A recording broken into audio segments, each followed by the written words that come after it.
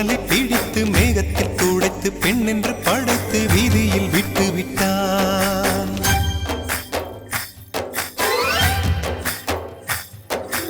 இப்படி இன்னொரு பெண்மையை படைக்க தன்னிடம் கற்பனை தீர்ந்ததை எண்ணித்தான் பிரம்மனும் மூர்ச்சையுற்றான்.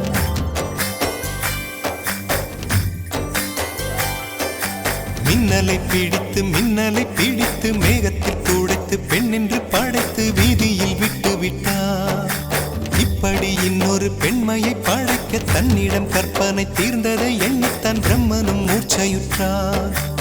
அவளின் நாசிக்குள் நுழைந்த காற்று உயிரை தடவி திரும்பும் போது மோட்சம் அடைந்து ராகங்கள் ஆகின்றதே. மழையின் துளிகள் அவளை நனைத்து மார்பு கடந்து இறங்கும் பொழுது முக்தி அடைந்து முத்துக்கள் ஆகின்றதே.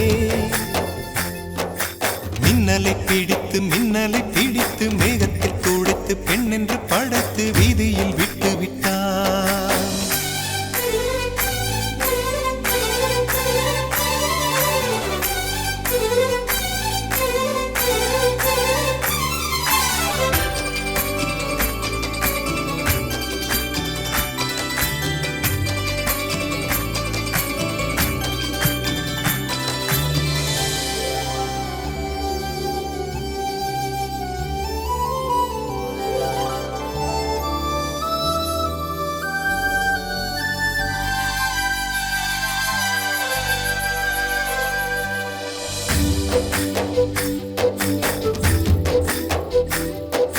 நிலவின் ஒளியை பிடித்து பாலில் நனைத்து கன்னங்கள் செய்து விட்டார்.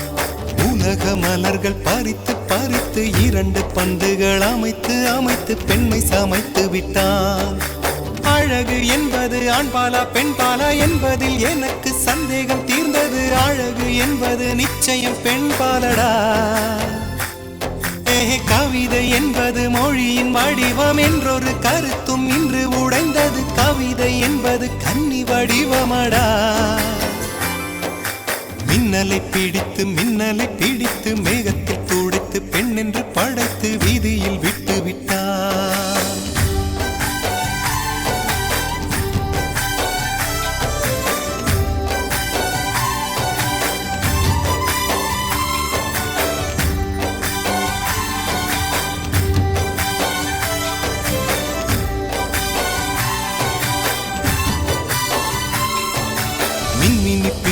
மின்மினி பிடித்து கண்களில் பதித்து கண்மணி கண் பறித்தாள்.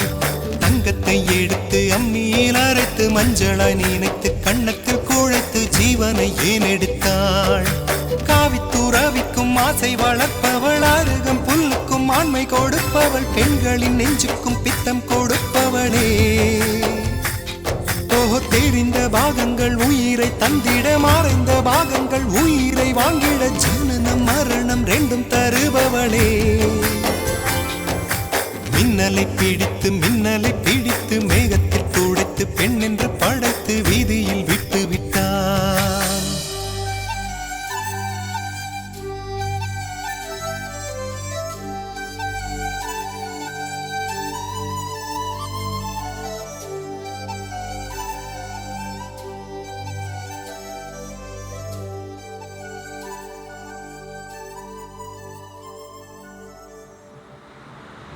अशोक